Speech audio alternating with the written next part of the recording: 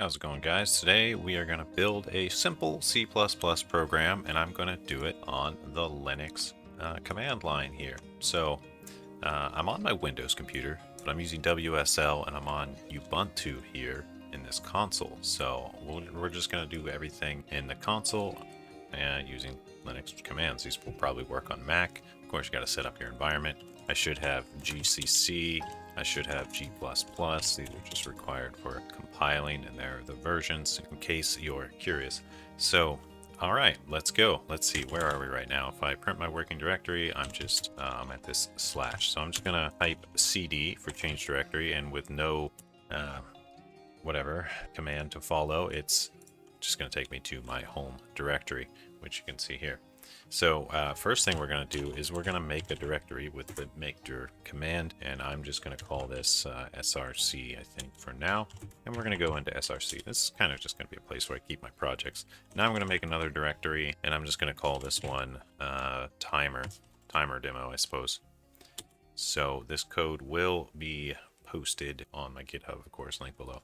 But yeah, we're going to walk through it. I'm going to explain everything I can. All right, so we're going to go into this timer demo folder. Now we have some options. Naturally, we just want to compile with GCC or G++ for the C++ stuff. We're going to use C++, but we could abstract that away and just use CMake instead.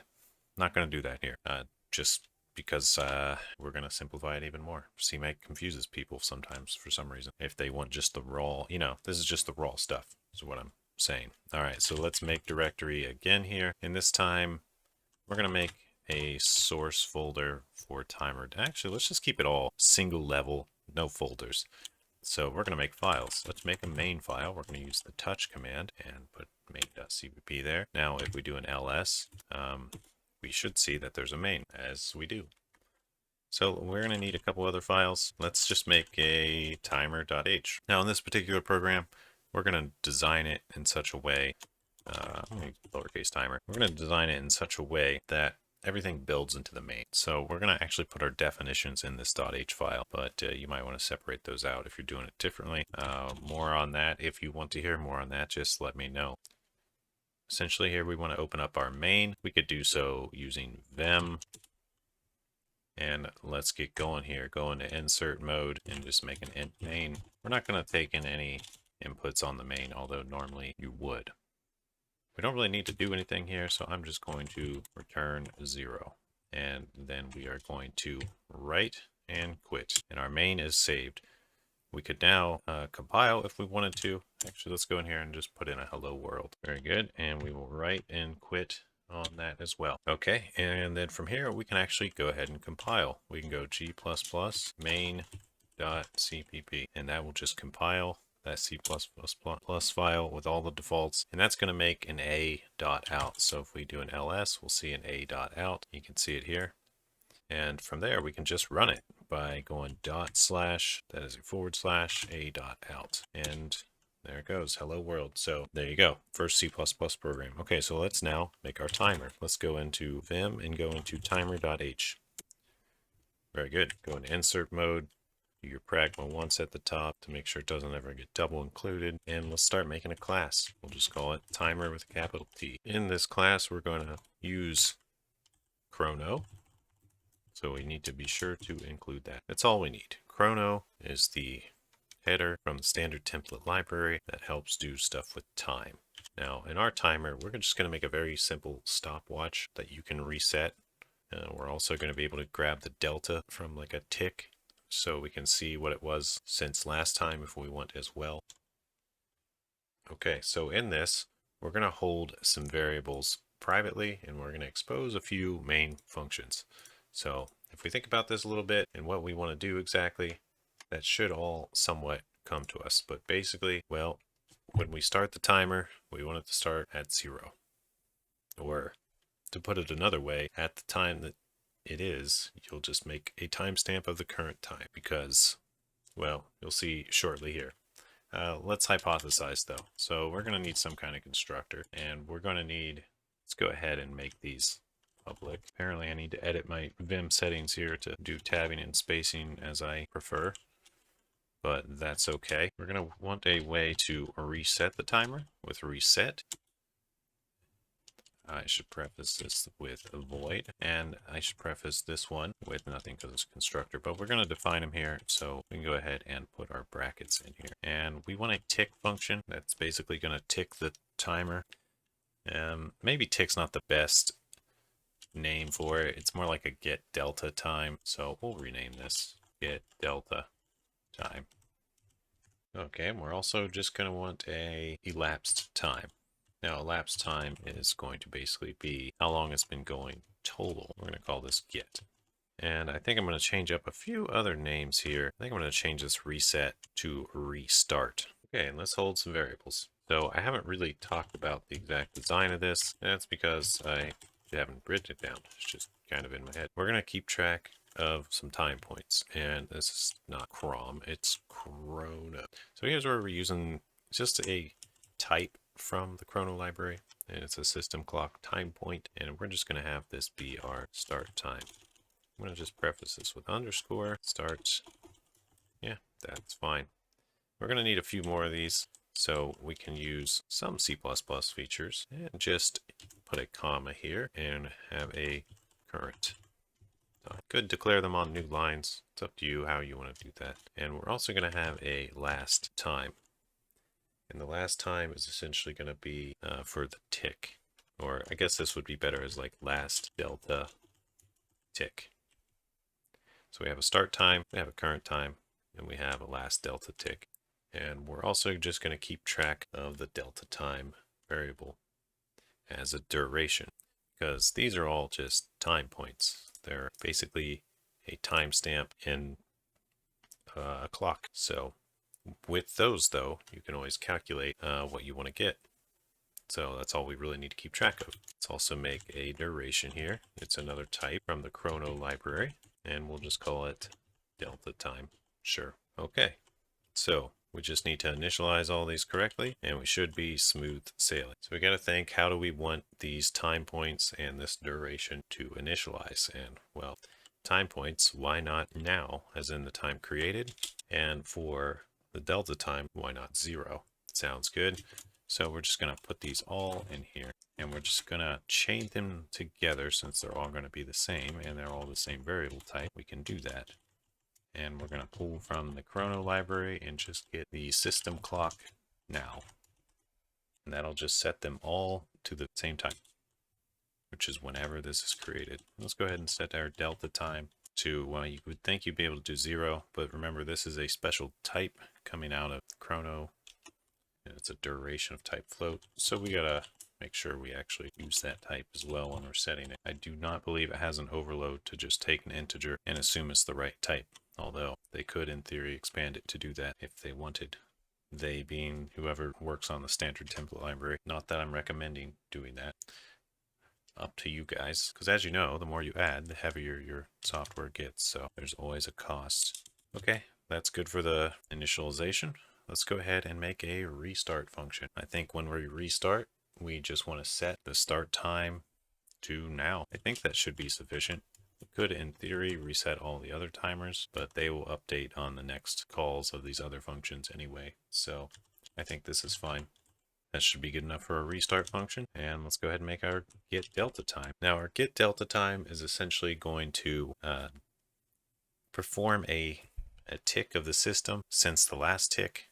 Well, since it's going to start out as the current time and it's going to compare to the current time. It's not really going to work with the start time at all. This delta time only cares about when was the last time you checked a tick and what is it now. So that makes sense. Awesome. Let's code it up. So we're going to update the current time because that matters here. Current time equals chrono now, system clock now.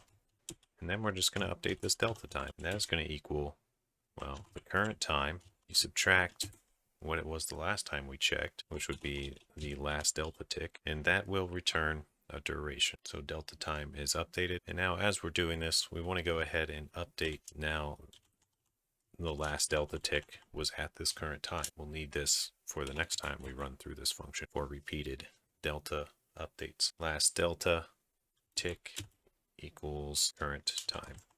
And then we do need to return a float here. So let's go ahead and do that. It's delta time. Now delta time is a chrono duration float. So we need to call a function in that one called count, which will return a float. So the get delta time function is good. Let's go ahead and move down to get elapsed time. Now this is just going to get the time since the start. So anytime we call this, we want to be sure we go ahead and make sure our current time is relevant. And we do that by setting it to now, as you would expect. And then from here, we want to get the elapsed time, basically. Now this is just a temporary variable, so we're going to declare it right here.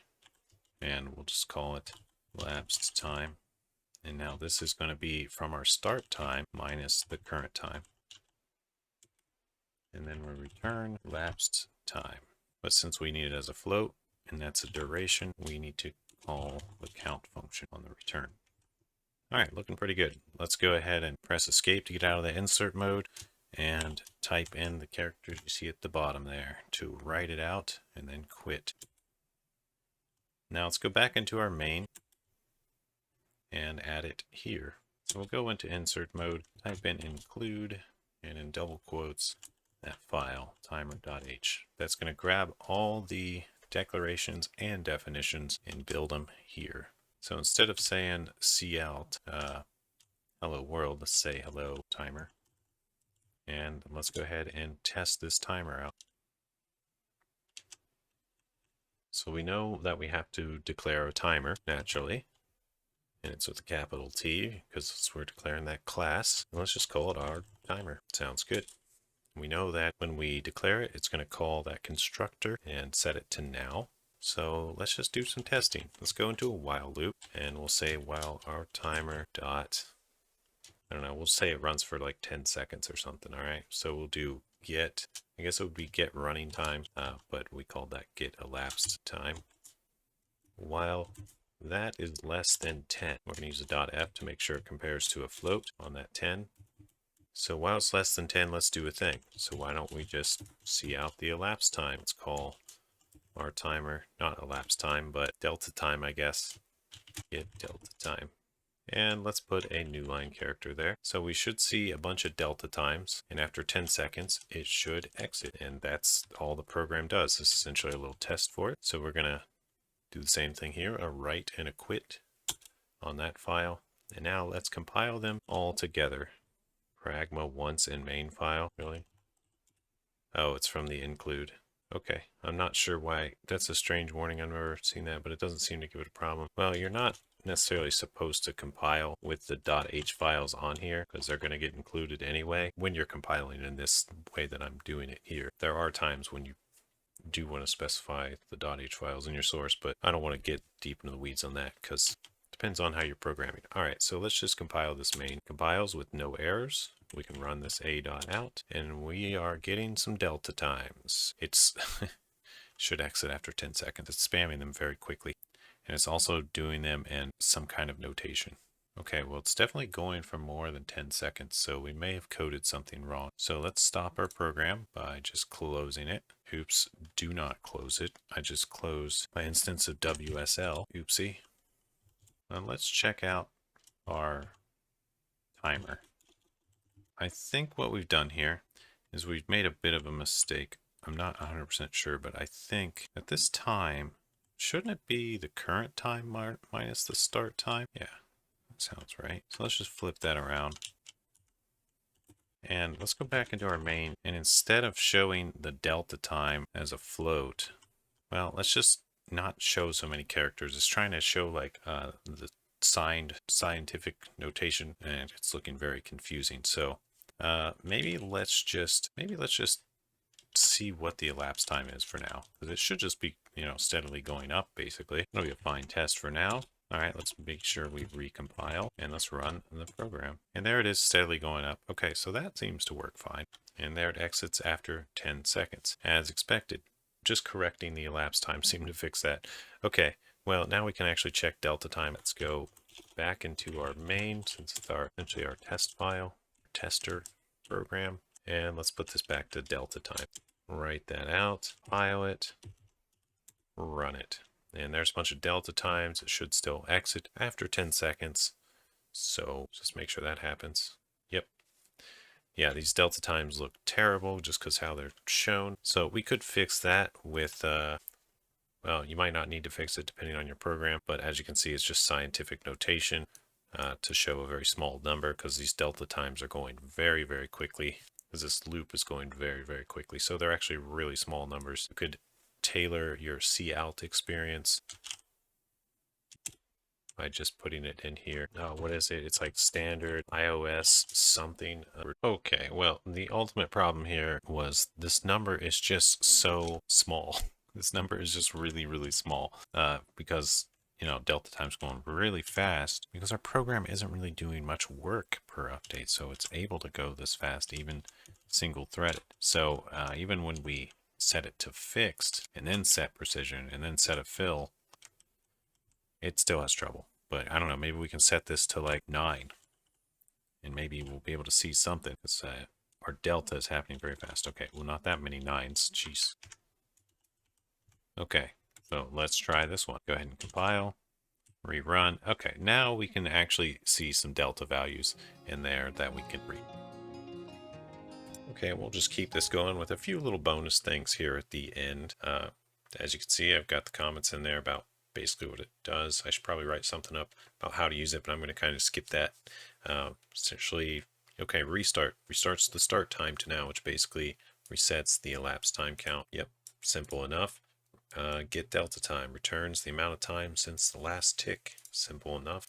We could even probably say, you know, the person might say, what's a tick? Because we don't really explain that in this class. So we could say since last call to this function. Sounds good to me.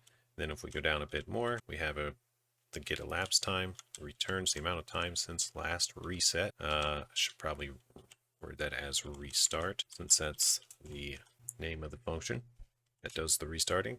Okay, and there we go. Good enough for now. So I just want to talk about one last thing here, and that's like a case where I would use this commonly. So let me go back into my main, and sure, we got this little example. That's all fine.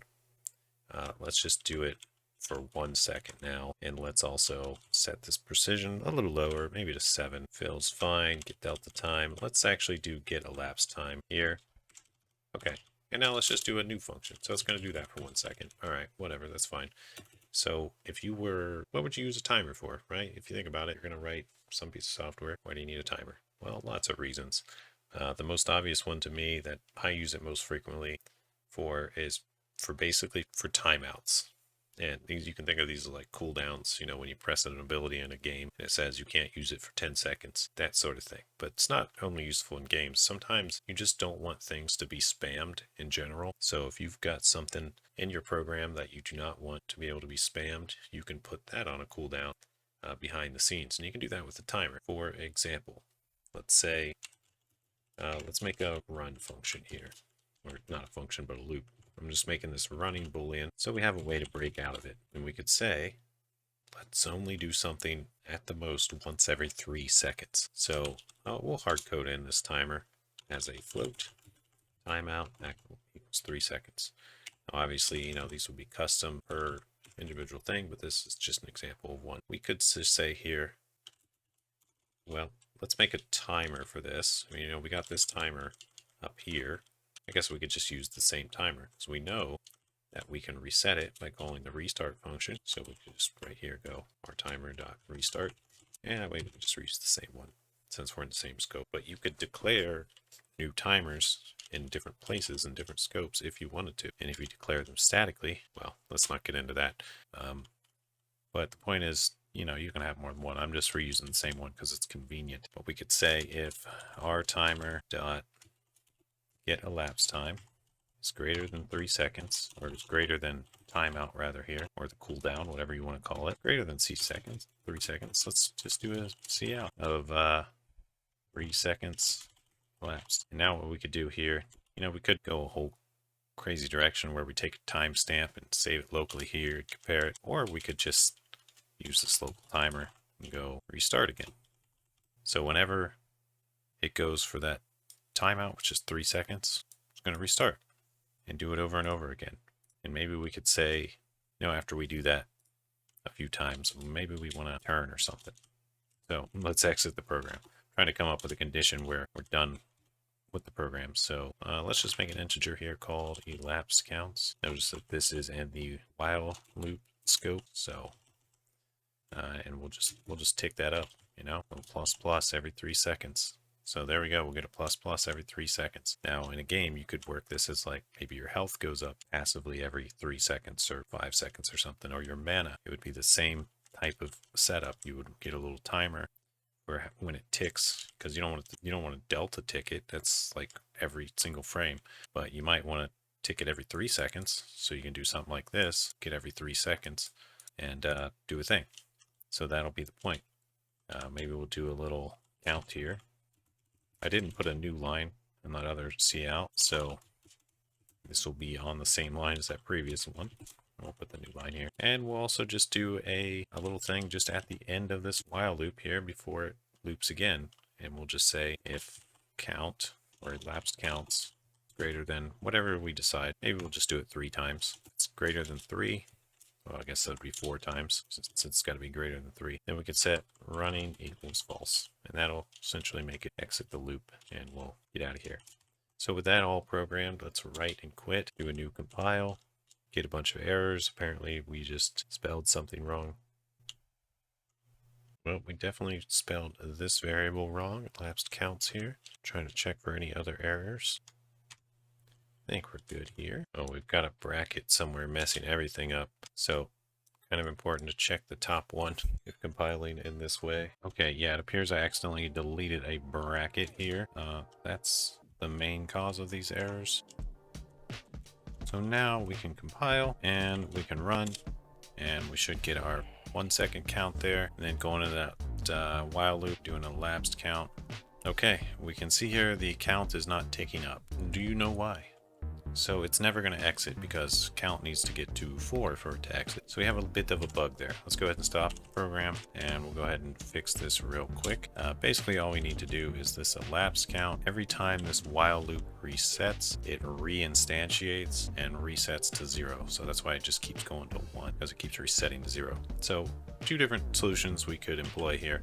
We could make this static, that way it only ever instantiates once, which is fine in this case. We could optionally put it out of this while loop scope and manage it that way. I personally am fine with it being static here. So let's just go ahead and recompile that and go run. We'll get our 1 second of delta times, then our 3 second ticks here, and hopefully the count works correctly. It will.